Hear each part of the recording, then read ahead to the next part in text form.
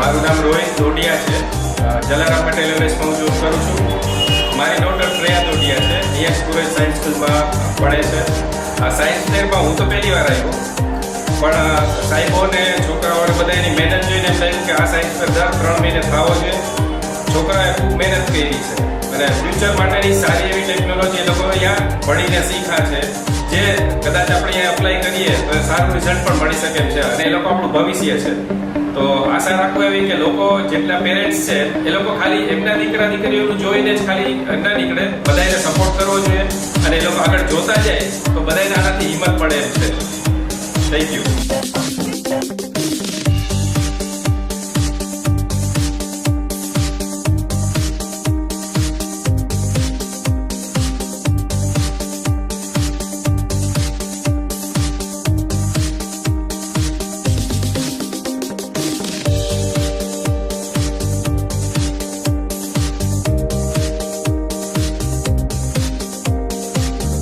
મારું નામ છે અમિત પોપટ એન્ડ અત્યારે હું એઝ એ એન્ટરપ્રિન્યોર બિઝનેસમેન છું ત્યાં 2018 to 2024 ટીલ ડેટ.